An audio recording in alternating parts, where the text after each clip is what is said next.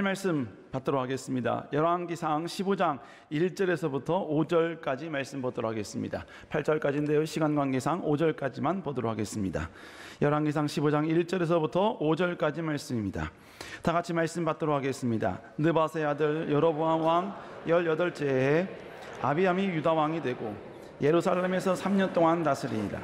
그의 어머니 이름은 마아가요 아비살롬의 딸이더라.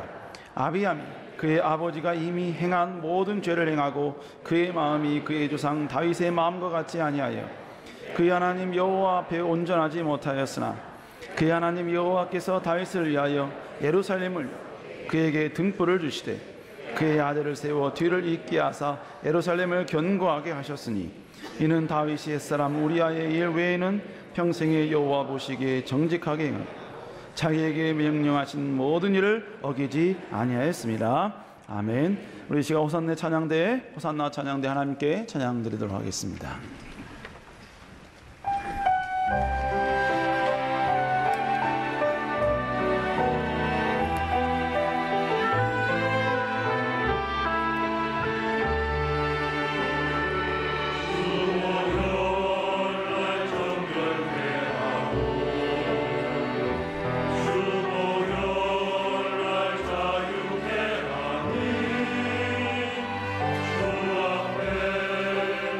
예배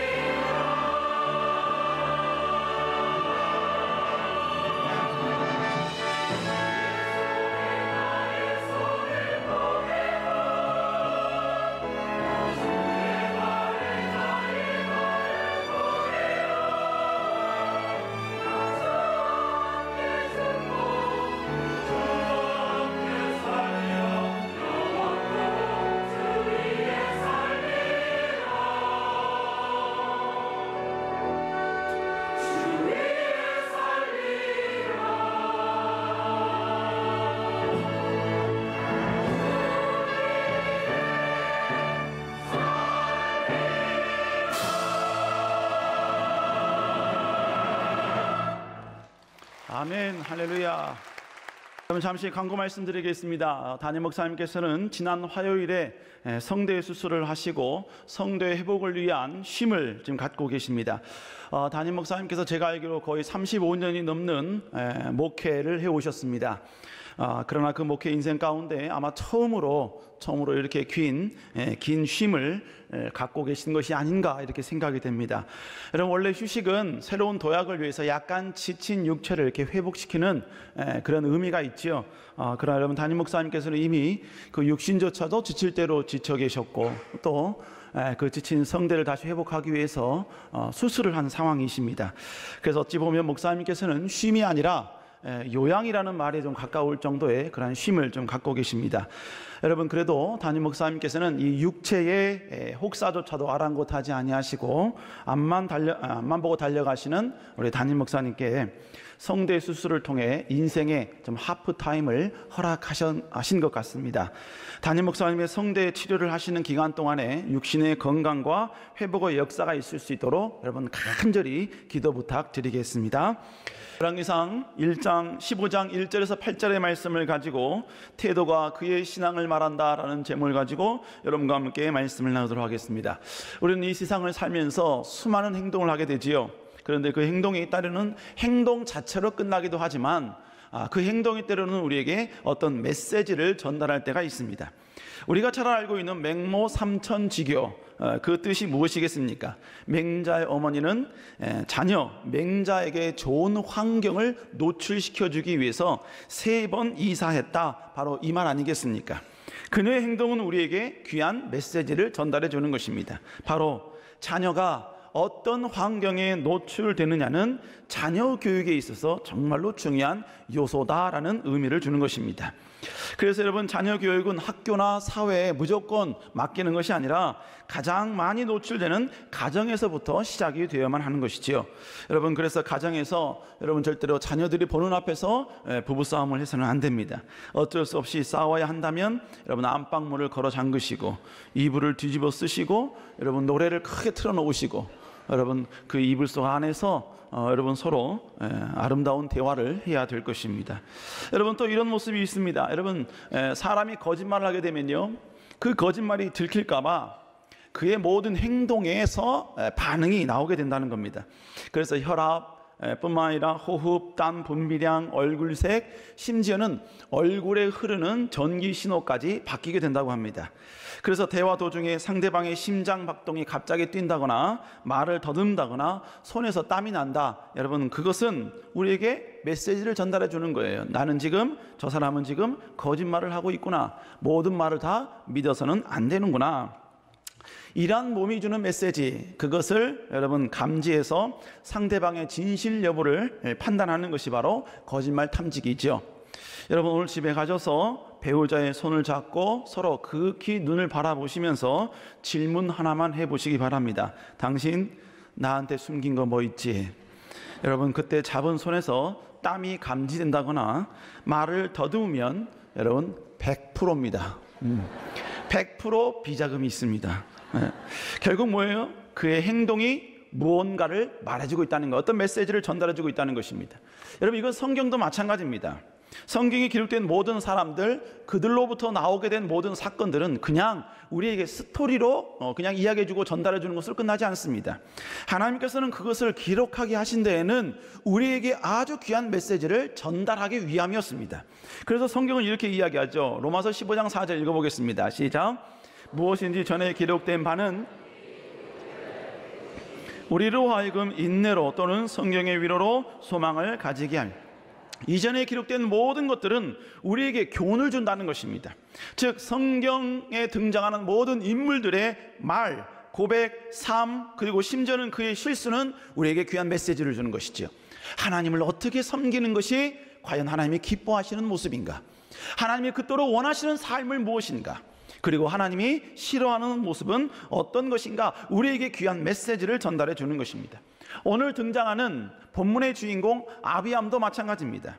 그의 삶은 우리에게 아주 귀한 메시지를 전달해 주고 있습니다. 그렇다면 아비암은 과연 어떤 사람인가 우리는 한번 살펴볼 필요가 있지요.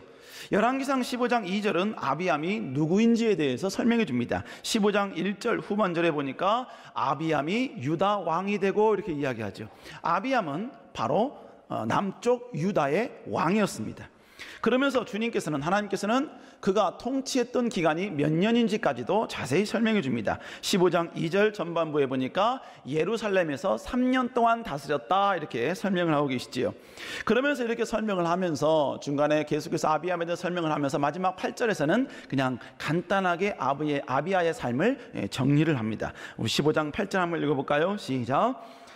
그의 조상과 함께 자니 다윗성에 장사되고 그 아들 아사가 대신하여 왕이 되니라. 여러분, 이것이 바로 열왕기상 15장 1절서부터 8절까지의 말씀의 내용입니다. 그런데 이 말씀은 결국 우리에게 어떤 메시지를 전달해 준다는 것이지요. 그렇다면 아비암이 우리에게 전달해 주는 그 메시지는 무엇인가? 첫 번째로 신앙의 롤 모델을 누구로 삼느냐가 곧 그의 신앙이다라는 것입니다. 성경은 남유다 왕과 북이스라엘의 왕들을 소개할 때 그냥 그들의 신상 명세만 소개하는 것으로 끝나지 않습니다. 신상 명세를 이야기하고 난 다음에, 소개하고 난 다음에 반드시 그들의 영적 상태가 어땠는지까지도 설명해 주고 계십니다. 아비암도 마찬가지예요. 아비암의 영적 상태 어떻게 설명하고 있습니까? 15장 3절 읽어볼까요? 시작. 아비암이 그의 아버지가 이미 행한 모든 죄를 행하고 그의 마음이 그의 조상 다윗의 마음과 같지 아니하여 그의 하나님 여호와 앞에 온전하지 못하였으니. 본문에 보니까 아비암은 그의 아버지 르호보암이 행했던 모든 죄를 그대로 행했다 이렇게 이야기하고 있어요. 그러면서 맨 마지막 후반절에 보니까 결론적으로 이야기합니다. 그는 하나님 보시기에 온전하지 못했다라고 소개하고 있습니다. 아비암은 분명히 남유다의 왕이었습니다. 엄청난 힘과 능력과 권세를 가진 사람이었다는 뜻이겠지요. 그런데 하나님은 왕으로서 그가 어떤 권세를 가졌는지, 어떤 능력을 소유하고 있고, 그리고 어떤 정치력을 폈는지, 어떤 외교력을 행했는지 그것에 대해서 거론하지 않습니다. 그가 왕으로서 어떤 혁혁한 공을 세웠는지에 대해서도 전혀 성경에 기록하지 않습니다. 왜 그럴까요? 답은 간단합니다. 하나님은 거기에 관심이 없기 때문입니다. 그렇다면 하나님께서 자세하게 기록한 게 뭐예요? 15장 3절 후반절에 보니까 그가 여호와 보시기에 온전하지 못했다는 거예요. 온전하지 못했다는 것은 굳이 성경에 기록해 놓고 있습니다. 무엇을 의미하는 겁니까? 우리 하나님께서 우리 인생을 바라보실 때 집중하여 보시는 것, 바로 중점을 두고 보시는 것이 무엇이냐? 그가 하나님 보시기에 얼마나 온전한 모습으로 살고 있는가, 이것을 보신다는 거예요. 하나님은 그가 얼마나 많은 재산을 갖고 있는가, 명예와 권력을 소유하고 있는가, 여러분 거기에 집중하지 않습니다. 성경에 많은 물질과 명예와 그리고 권력을 가졌다고 해서 하나님께 칭찬받은 인물이 누가 있습니까? 없습니다. 하나님은 또 몇 년 동안 신앙생활했는지 거기에 그리 큰 비중을 두지 않습니다. 하나님께서는 그가 어떤 부귀와 명예를 가졌다 할지라도, 어떤 형통이 있다 할지라도, 그가 과연 그 소유물을 가지고 얼마나 하나님 앞에 온전했는가, 그리고 지금 얼마나 온전한 모습으로 하나님 앞에 서 있는가, 바로 이것을 보신다는 것입니다. 사람들에게 풍요와 여유가 찾아오면 왜 문제가 생기는지 아십니까? 바로 그 풍요 때문에 하나님 앞에서 온전함에 무너짐이 시작된다는 거예요. 풍족함과 부유함, 권력, 여러분 이건 죄가 아닙니다. 하나님이 우리에게 주신 축복이에요. 그런데 그 축복 때문에 우리에게 있어 끝까지 지키고 나아가야 될 그 온전함이 서서히 무너지게 된다는 겁니다. 풍족하다 보니까 하나님의 필요성을 느끼지 못합니다. 넉넉하고 부족함이 없다 보니까 굳이 하나님께 매달릴 이유가 없는 거예요. 더더욱 안타까운 것은 여러분, 사람이 풍족해지고 넉넉해지면요, 세상에서 지을 수 있는 죄의 가지수가 훨씬 더 많아집니다. 없을 때는 짓지 못할 죄를 가졌기 때문에 지을 수 있다는 거예요. 더불어서 여러분, 더 풍요해지면, 넉넉해지면 그 죄의 농도가 더 짙어집니다. 더 짙은 죄를 지을 수 있는 가능성이 훨씬 더 많이 생긴다는 거예요. 그러니까 거기에 즐기다 보니까, 만끽하다 보니까 점점점 우리 안에서 하나님 앞에 온전하게 됨을 포기하게 되는 겁니다. 그래서 서서히 하나님과 적절한 거리를 두며 살아가는 거예요. 여러분, 그러나 알아야 할 것은 우리가 하나님 앞에 온전함을 잃어버리면 우리는 껍데기에 불과한 존재인 줄로 믿습니다. 여러분, 다윗이 위대한 것은 위대한 정치 실력, 정치 능력이 있기 때문이 아닙니다. 무에서 유를 창조한 혁신의 스토리가 있었기 때문도 아닙니다. 바로 하나님께서 그에게 어떤 축복과 어떤 형통과 어떤 부귀와 명예를 준다 할지라도 절대로 그것과는 상관없이 하나님 앞에 온전함을 잃어버리지 않은 것, 그것이 바로 다윗의 위대함이라는 것입니다. 사랑하는 성도 여러분, 죽는 그날까지 하나님 앞에 온전해질 수 있는 여러분 되시기를 주의 이름으로 축복합니다. 하나님 앞에 그 온전함과 맞바꿀 수 있는 건 이 세상에 아무것도 없습니다. 여러분, 끝까지 그 어떤 것을 다 포기한다 할지라도 하나님 앞에 절대로 온전함을 소유하는 정말로 건강한 그리스도인 될 수 있기를 주의 이름으로 축복합니다. 근데 여러분, 이런 온전함을 내가 회복하겠다, 온전함을 내가 갖겠다, 이런 각오와 열정이 있으면요, 자연스럽게 나타나는 현상이 있습니다. 그게 바로 뭐냐면 바로 영적인 롤 모델을 갖게 된다는 거예요. 롤 모델이 뭡니까? 자기가 마땅히 해야 할 직책이나 업무 따위의 본보기가 되는 대상이나 이런 모범이 되는 사람을 의미하는 거예요.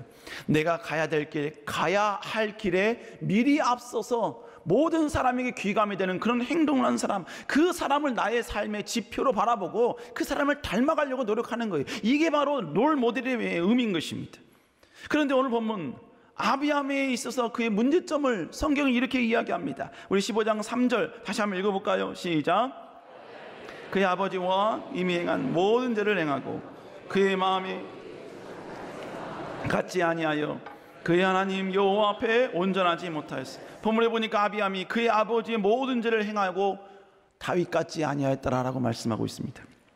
즉 아비암은 그 증조 할아버지였던 다윗을 그의 신앙의 롤 모델로 삼지 아니하고 하나님 앞에 죄를 지었던 그의 악한 그의 아버지 르호보암을 자신의 인생의 롤 모델로 삼았다라는 구절이 바로 오늘 우리가 읽은 3절의 내용인 것입니다. 그러니까 아비암의 실패의 원인은 아버지 르호보암의 신앙에 노출되었다는 것, 그리고 그의 신앙을 본받았다는 것, 그리고 아버지를 그의 신앙의 롤 모델로 삼았다는 것입니다. 여러분, 우리도 마찬가지입니다. 내가 신앙의 롤 모델로 갖고 있다는 것, 여러분, 그것은요, 내가 하나님 앞에 올바르게 살려고 발버둥 치고 있다는 의미인 것입니다. 내가 하나님 뜻대로 살려는 의지가 있고 열정이 있으니까 하나님의 뜻대로 살아가는 그 사람들을 본받고 싶은 것이고, 나보다 하나님을 더 사랑하는 사람의 그 길을 가고 싶은 것이고, 하나님을 영광을 위하여서 자신의 모든 것을 다 희생하는 그 모습을 보고 내가 도전을 받는 거예요. 그러나 신앙의 롤 모델이 없다는 것은요, 굳이 하나님을 따라갈 마음이 별로 없다는 거예요. 하나님의 뜻대로 살고 싶은 마음, 그런 의지도 희박하다는 의미인 것입니다. 사랑하는 성도 여러분, 우리는 절대로 그래서는 안 됩니다. 우리는 우리의 인생에 있어 신앙의 롤 모델을 우리는 삼아야 되는 것입니다.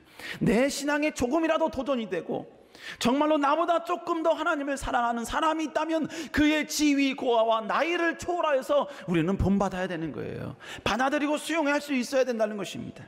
여러분, 그런 의미에서 우리 모두는 여러분 담임 목사님을 우리의 신앙의 롤 모델로 삼아야 될 줄로 믿습니다. 여러분, 신앙뿐만 아니라 하나님을 사랑하는 그 열정, 또 성도들을 사랑하는 그 모든 뜨거운 사랑, 인간관계 내지는 미래를 바라보는 해안, 하나님 나라 영광을 위해서 그 여러분 모든 걸 다 희생하는 그 열정, 여러분, 이것만큼은 우리는 꼭 배우고 꼭 여러분 본받아야 될 줄로 믿습니다. 여러분, 우리 교회 많은 성도들 가운데 여러분 연주회를 여시는 많은 분들이 계시잖아요.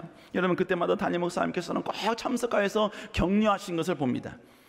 근데 여러분, 성도님이 나와서 연주가 다 끝나면 그 여러분 그 중간에 막간의 시간이 있잖아요. 막 박수 치고 하는 그 시간 말입니다. 그런데 여러분, 그 막간의 시간이 되면 어디선가 여러분 낯익은 고함 소리가 들립니다. 아무개 브라보. 만약 우리 교회 성도 가운데 홍길동이라는 사람이 찬양을 했으면요, 연주회를 했으면요, 홍길동 브라비 막 이러면서요 낯익은 목소리가 들려요. 담임 목사님이십니다. 누구도 생각 못한, 누구도 하지 못하는 모습이에요. 여러분, 저는 처음에 담임 목사님의 이런 모습을 보고 깜짝 놀랐습니다. 깜짝 놀랐어요. 왜냐하면 제 아주 옹졸한 저만의 기준 내지는 아직 성숙되지 못한 그러한 관점으로 보니까 목사님의 그런 모습이 약간 좀 아웃 오브 디그니티 아니면 아웃 오브 클래스와 같은 그런 모습이 아닌가, 여러분 그렇게 생각했다는 거예요. 그럴 위치가 아니시거든요. 목사님께서 오셔서 그 자리에 참석해 주셨던 것만으로도 충분히 여러분 연주자에게는 큰 위로가 됐을 것이다, 여러분 그렇게 생각하는데 그게 아니에요. 처음에 이해를 못했어요. 그런데 목사님을 계속 섬기면서 보니까 여러분 그거는 성도를 끔찍히 사랑하는 목자의 마음이 아니면 결코 나올 수 없는 모습이더라 이것입니다. 여러분 그러기 때문에 또 하나님에 대한 열정이 있기 때문에 여러분 성대 수술까지 하신 것 아니겠습니까? 여러분 지금 담임 목사님께서 지금 성대 수술하신 이후에 회복 중에 계십니다. 여러분 그래서 많은 부분 가운데 걱정입니다. 그러나 저에게 지금 상황 가운데 수술하신 그 상황이, 그 사실이 저에게는 딱 한 가지 좋은 점이 있습니다. 여러분 제가 아웃 오브 디그니티니 아니면 아웃 오브 클래스라니 이런 철없는 소리를 해도 담임 목사님께서는 3, 4주 동안 절대로 저를 혼내실 수 없다는 거. 죄송합니다 목사님. 하지만 여러분 하나님 나라 영광을 위해서 하나님을 사랑하는 그 마음, 성도들을 사랑하는 마음, 교회를 사랑하는 그 뜨거운 마음, 여러분 우리는 그 모습을 닮아가야 될 줄로 믿습니다. 도전봐야 될 줄로 믿습니다. 여러분 뿐만 아니라 여러분 우리는 우리의 자녀들의 롤모델이 되어야 됩니다. 우리의 자녀의 롤모델이 되어야 돼요. 르호보암이 잘못한 것은요, 자기만 잘못한 게 아니라 자기의 잘못을 자기의 자녀 아비암에게까지 전수시켜버렸다는 거예요. 여러분 우리는 자녀에게 정말로 부모로서 얼마나 하나님을 사랑하는지의 그 모습을 우리는 보여줘야 합니다. 부모로서 하나님을 사랑하는 그 모습, 하나님 나라 영광을 위해 내려놓는 그 모습, 죄와 싸우고 세상에서 성결함과 정결함을 가지고 간직하려고 여러분 고진분투하며 싸우는 그 모습들을 자녀들에게 보여줘야 된다는 거예요. 그래서 여러분의 자녀들이 여러분의 신앙을 보고 나는 엄마처럼 아빠처럼 하나님을 섬길 거야, 하나님의 이름을 높일 거야, 나는 그렇게 교회를 섬기고 그렇게 나는 하나님을 찬양할 거야, 부모님은 나의 신앙의 롤모델입니다, 여러분 이런 칭함을 받을 수 있기를 주의 이름으로 축복합니다. 두 번째로, 너무 멀리 갔어도 다시 부르짖을 수 있는 용기가 신앙이라는 겁니다. 아비야는 지금 하나님 보시기에 온전하지 못한 사람이에요.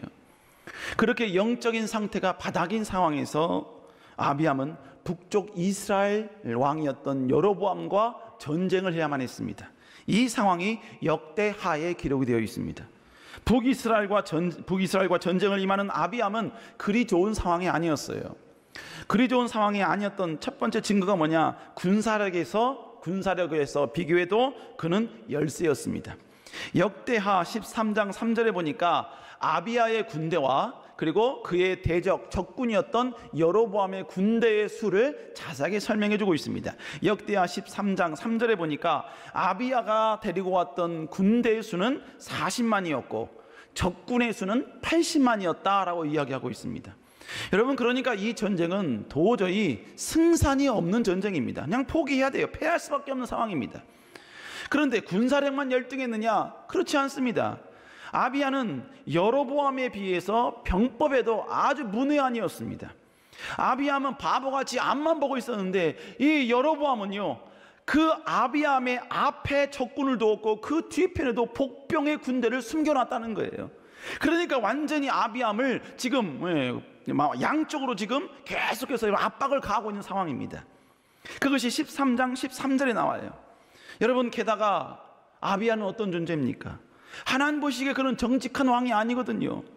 그러니까 아비야는 모든 여러분 군사력, 모든 능력만에 비해서도 그는 패배해야 되고 하나님 앞에서도 그는 완전히 여러분 이 전쟁에서는 망해야 되는 상황이에요. 그런데 여러분 놀랍게도 이 전쟁의 결과는 우리의 상상을 초월한 결과였다는 거예요. 우리 한번 역대하 13장 17절 한번 읽어봅니다. 시작. 아비야와 그의 백성이 크게 무찌르니 엎드려진 자들이 50만 원. 결론이 뭐예요? 아비야가 이겼다는 겁니다. 아비야 왕이 이겼다는 거예요. 아니 어떻게 40만 대군으로 80만을 이깁니까? 그것도 40만 대군으로 80만 대군 가운데 50만을 어떻게 죽일 수 있냐 이거예요. 이건 불가능한 겁니다. 인간의 이성은 납득하기 쉽지 않은 결과입니다. 그런데 여러분, 성경은 이렇게 이성적으로 납득하기 쉽지 않은 이 놀라운 승리가 어떤 이유에서 오게 되는지까지 자세하게 설명해 주고 있습니다. 역대하 13장 14절 읽어볼까요? 시작. 유다 사람이 뒤를 돌아보고 자기 앞뒤에 여호와께 부르짖고 제사장들은 나팔을 부니라. 본문에 보니까 뭐라고 합니까? 아비야와 그의 군사들이 앞뒤에 있는 적병들을 보고 하나님께 부르짖었다고 이야기하고 있습니다. 그랬더니 위대한 역전을 체험하게 되었다는 거예요. 아비야는 하나님을 멀리 떠난 사람이었습니다. 하나님 보시기에 악을 행한 왕이었어요. 그럼에도 불구하고 그가 위기에 처했을 때 여호와 이름을 불렀더니 하나님께서 그에게 찾아와 주셨다는 것입니다. 그리고 그들의 힘으로는 도저히, 능력으로는 도저히 이길 수 없는 그 전쟁에서 위대한 승리를 그들의 손에 쥐어주셨다는 거예요. 이것이 주는 메시지가 무엇입니까?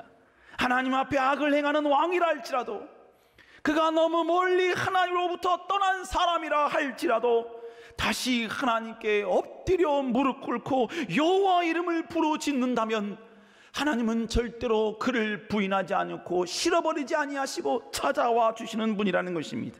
그의 편이 되어주시고 그의 위로가 되어주신다는 것입니다. 결국 우리 하나님은 어떤 하나님이십니까?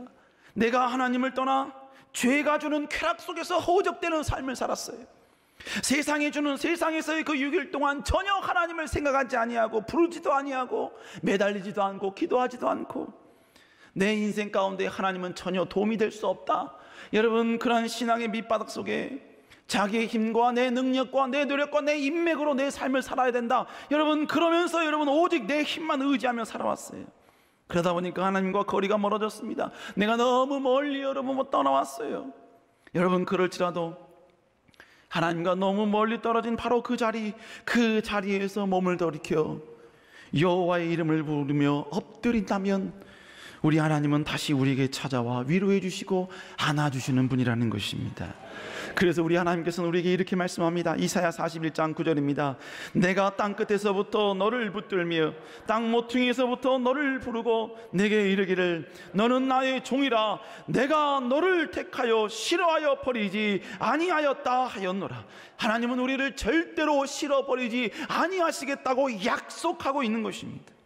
그러니까 여러분, 중요한 것은 나의 상태, 나의 상황이 중요한 게 아니에요.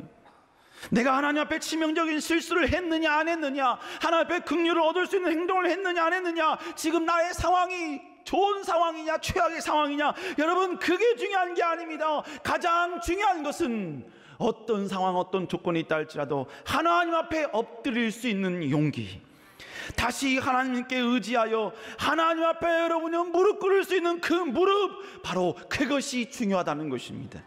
믿음이 무엇입니까? 하나님의 이름을 부를 수 없을 정도로 파렴치한 그런 죄로 얼룩져 있습니다. 사람들이 보기에도 우리 손가락질을 합니다. 조롱을 합니다. 그럴지라도 나 스스로 여러분, 내가 나를 보아도 나는 도저히 하나님의 긍휼을 얻을 수 없는 그런 사람이에요. 여러분, 그런 상황이라 할지라도 하나님 앞에 나오는 사람, 하나님 앞에 엎드리면 다시 찾아와 주시는 그 하나님을 신뢰하면서 주님, 나는 주밖에 없습니다 라고 여러분 고백하며 십자가 앞에 나와 엎드리며 대성통곡할 수 있는 사람, 여러분 그 사람이 진정으로 하나님을 제대로 하는 신앙의 모습의 신앙인 것입니다. 여러분, 그렇다면 우리 주님이라면, 주님이 지금 여러분 이 상황, 이 여건에 있다면 우리에게 하시는 메시지가 무엇이겠습니까? 환경과 죄로 인하여 스스로를 자책하고 우울함 가운데 있고 상황 때문에 여러분 낭망해 있고 좌절하고 있는 우리에게 여러분 지금 주님이 찾아오셔서 하신 말씀이 무엇이겠습니까? 내게 오라, 내게 오라. 삶에 지친 자들아, 죄에 빠져 헤매는 자들아, 다 내게 오라, 내게 오라. 힘들면서 힘들다고 말하지 못하는 백성들아, 지쳐 있으면서 지치지 않았다고 애써 버티는 자들아, 어깨에 무거운 짐 때문에 수없이 쓰러지면서도 나는 쓰러지지 않았다고 의연한 척하고 있는 나의 백성들아, 나의 백성들아, 내게 오라, 내게 오라. 주님 이렇게 말씀하고 계시는 것입니다. 죄에 빠져 헤매이다가 지쳐버린 나의 모습은 못 견디는 아픔 속에서 그렇게 쓰러졌을 때 아무도 보는 사람이 없어 정말로 난 외로웠네. 그때 주님 내게 찾아와 사랑으로 함께 하셨네. 병든 자여 내게 오라 가난한 자 내게 오라 죄에 빠진 많은 사람들아 모두 다 내게 오라. 슬픈 자여 내게 오라 슬픈 자여 내게 오라 괴로운 자 내게 오라 내게 오라. 삶에 지친 많은 사람들아 많은 사람들아 모두 다 내게 오라.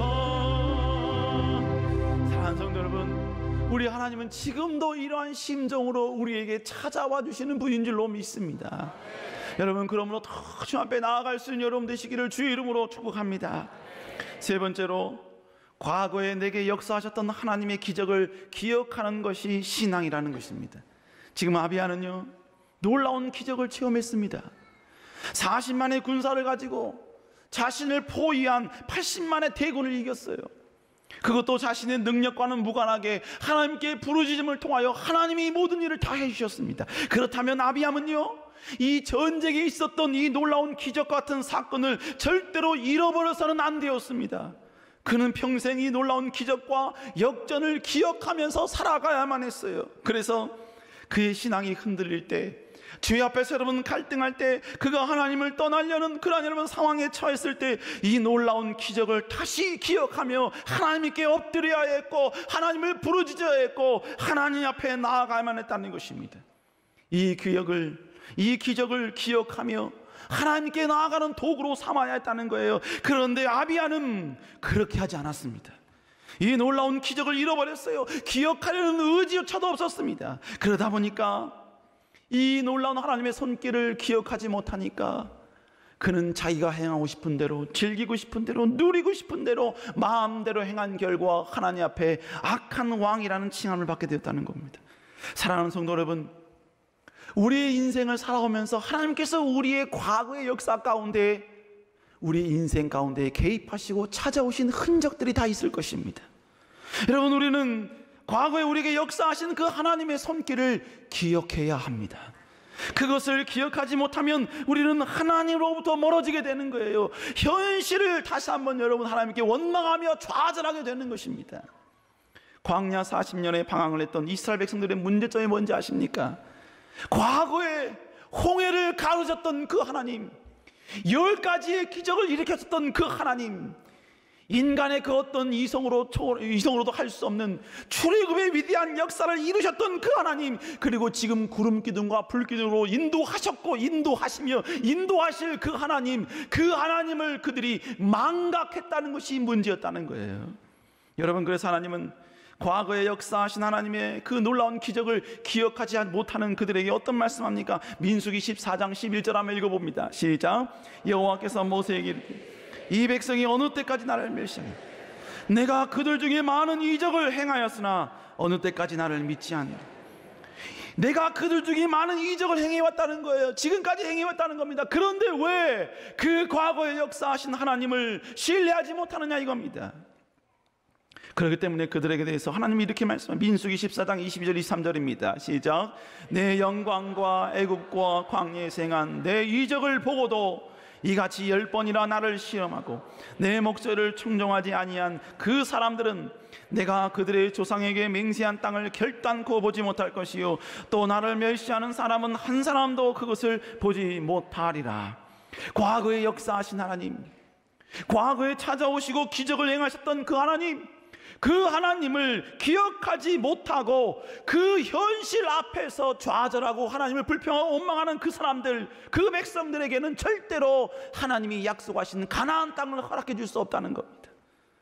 사랑하는 성도 여러분, 우리는 우리의 삶 가운데 하나님의 놀라운 기적이 없다고 때로는 하나님께 원망을 합니다. 그러나 여러분, 우리의 삶 가운데 기적이 없기 때문에 문제가 아닙니다. 우리의 삶에 과거에 역사하셨고 과거에 공급하셨고 과거에 응답을 주셨던 그 하나님을 기억하지 못하는 것이 문제라는 것입니다. 우리는 매 순간 하나님의 기적이 필요한 것이 아닙니다. 과거에 역사하신 그 하나님의 손길, 그것만 잘 기억하고 있으면 지금 아무리 힘들어도 우리는 충분히 이겨낼 수 있는 것입니다. 과거에 여러분 기도에 응답하신 그 하나님만 내가 기억하고 있으면 지금 응답하지 아니하실지라도 선으로 인도하실 하나님을 찬양할 수 있는 용기가 생기는 것입니다. 과거에 여러분 놀라운 기적의 능력으로 우리의 삶을 변화시켜 주시고 회복시켜 주신 그 하나님을 지금 내가 기억하고 있다면 여러분 내 목을 조여오는 위기 가운데 있다 할지라도 우리는 그리스도가 주신 담대함으로 껄껄대며 여러분 호탕하게 웃을 수 있는 용기가 생기는 것입니다.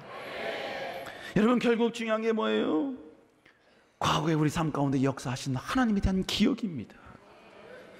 과거 제가 짧은 기간 동안에 여러분 파라처치 선교단체에서 잠깐 훈련을 받은 적이 있었어요. 거기서 여러분 바인더를 사용하는데 그 바인더 맨 끝에 보면요, 나의 기도 제목을 적는 란과 그 옆에 기도가 언제 응답되었는지를 적는 란이 있었습니다.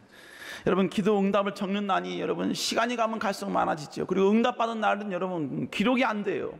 근데 시간이 계속 그러다 보니까요, 그 응답을 적는 란에 조금씩 응답을 적는 날짜가 차곡차곡 채워지게 되더라는 거예요. 여러분, 제가 너무 힘들고 지칠 때, 너무나 어려울 때, 앞뒤가 아무것도 안 보일 때요, 여러분 그냥 아무것도 안 하고 그냥 그 기도 책자를 핍니다. 그리고 그 응답받은 날짜를 한번 살펴봐요. 그러면요, 그때 내가 이 기도를 했을 때 어떤 상황이었는지, 어떤 위기였는지, 어떤 눈물을 흘리고 있었고 어떤 아픔이 있었는지, 그게 여러분 주막 한 산처럼 쫙 흘러가요. 그리고 하나님께서 그 삶 가운데, 그 역사 가운데 어떻게 도우셨고 어떻게 인도하셨고 어떻게 내 삶을 여기까지 도우셨는지 그 모든 것들이 다 보이더라는 것입니다. 여러분, 그게 보이니까요, 지금 내가 힘들어도요, 지금 내가 최악의 상황이어도요, 다시 일어날 수 있는 힘이 생기더라고요. 여전히 하나님은 나를 돕고 계시는구나, 여전히 하나님 나와 함께 하시는구나. 여러분, 환경이 어려워서 눈물을 흘리는 게 아니라 그 어려운 환경 속에서 여전히 나를 도우시는 그 하나님의 그 진실 때문에 여러분 눈물이 흐르게 되더라는 거예요. 여러분, 그래서 여러분 4년 전에 떨어졌을 때도 여러분 그 기도 제목 보고 여러분 다시 힘을 얻었어요. 하나님은 나를 여전히 포기하지 않았다, 나와 함께 하신다. 사랑하는 여러분, 그러므로 여러분 우리도 우리의 삶 가운데 하나님을 만났던 그 경험의 자리, 그 시간, 그때 그 하나님의 터치하시는 그 경험을 우리는 기억해내야 합니다. 내가 만난 하나님을 만난 장소, 내가 주님과 인격적인 만남이 있었던 때, 그리고 그 상황, 그 날짜, 그 여건, 그 시기, 그 자리, 여러분 그 자리를 경험하면 우리는 다시 한번 여러분 하나님의 놀라운 능력과 위로를 충분히 받을 수 있는 것입니다. 여러분, 그래서 담임 목사님께서도 광주 지역을 가시면요, 주님을 만났던 그 장소, 하나님께 부름받았던 그 현장, 주님의 앞에 여러분 울부짖었던 그 자리 꼭 여러분 찾아가셔서 여러분 다시 한번 영성의 회복을 오시는 이유가 바로 그 이유라는 것입니다. 우리 사랑하는 성도 여러분, 과거의 하나님을 다시 기억할 수 있는 여러분 되시기를 주의 이름으로 축복합니다. 여러분, 그런 의미에서 우리는 여러분 작년 여름 수련회 꼭 여러분 참석해야 합니다. 가서 여러분이 은혜 받았던 그 자리에 한번 가보세요. 뭐 정확하진 않겠죠. 그러나 여러분 뭐 동서남북 여러분 이 정도 여러분 45도 이 정도 각도에서 여러분 앉은 자리는 분명히 아실 거 아닙니까? 여러분 그 자리에 한번 앉아보세요. 앉으면요, 예배가 시작되지도 않았는데 하나님이 위로의 눈물로 우리에게 찾아와 주실 것입니다. 그냥 아무것도 안 했는데 그냥 아버지라는 이름 하나만 불러도 그때 여러분 우리에게 찾아오셨던, 몇 년 전, 작년, 재작년에 여러분 여름 수련을 통하여 우리에게 찾아오셨던 그 하나님의 놀라운 거친 위로가 우리의 전신에 반드시 임하게 된다는 것입니다. 우리 사랑하는 그런 의미에서 여러분 꼭 여러분 참여할 수 있기를 주의 이름으로 축복합니다. 이제 한 달 남았습니다. 한 달. 지금부터 스케줄 조정하셔야 꼭 참여하게 될 줄로 믿습니다. 사랑하는 성도 여러분, 과거에 역사하시는 하나님을 기억하시기 바랍니다. 그때 인도하심을 다시 기억해내시기 바랍니다. 그럴 때 우리는 다시 한번 동일하게 우리를 지키시고 보호하시는 그 하나님을 확신하며 용기 내어 담대히 나아갈 수 있는 줄로 믿습니다. 이런 여러분 될 수 있기를 주의 이름으로 축원합니다.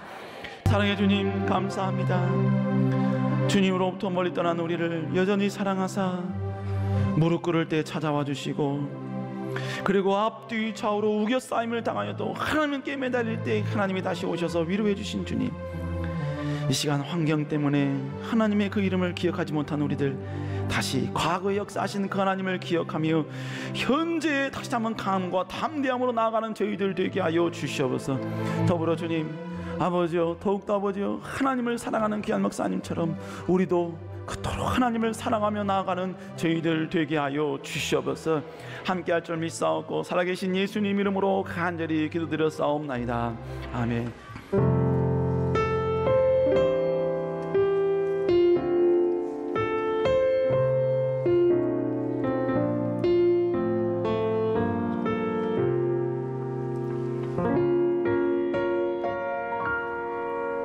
왜 나를 깊은 어둠 속에 홀로 두시는지, 어두운 밤은 왜 그리 길었는지, 나를 고독하게, 나를 낮아지게, 세상 어디도 기댈 곳이 없게 하셨네.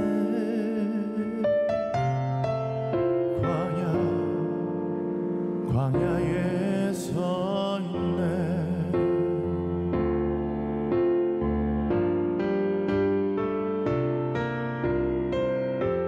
주님만 내 도움이 되시고, 주님만 내 빛이 되시는, 주님만 내 친구 되시는 광야.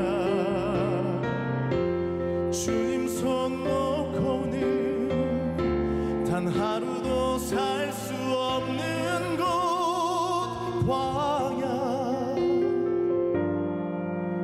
광야에 서 있네.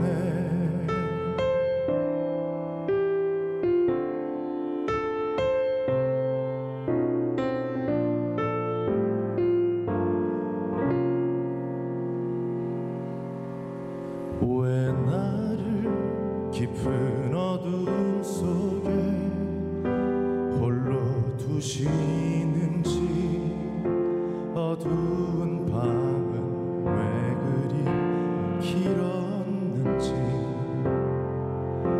나를 고독하게, 나를 낮아지게, 세상 어디도 기댈 곳이 없게 하셨네.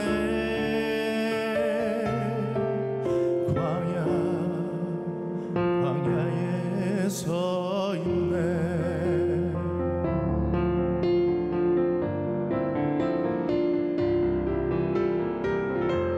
주님만 내 도움이 되시고, 주님만 내 빛이 되시는, 주님만 내 친구 되시는 광야.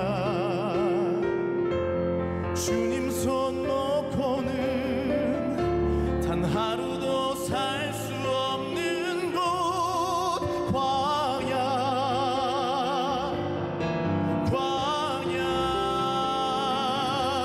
주께서 나를 사용하시려, 나를 더 정결케 하시려, 나를 택하여 보내신 그곳 광야.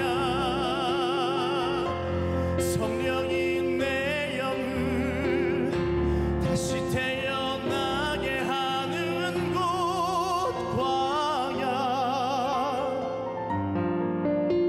광야에 서 있네.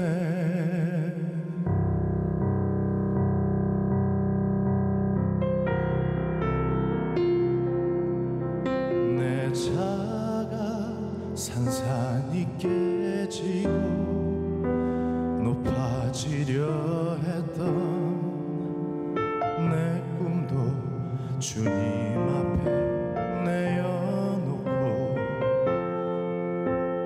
오직 주님 뜻만 이루어지기를, 나를 통해 주님만 드러나시기를.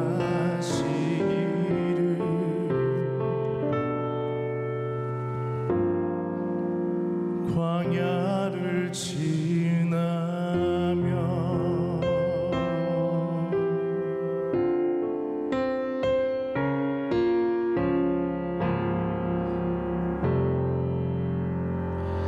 아멘. 우리 하나님께 말씀을 드리겠습니다.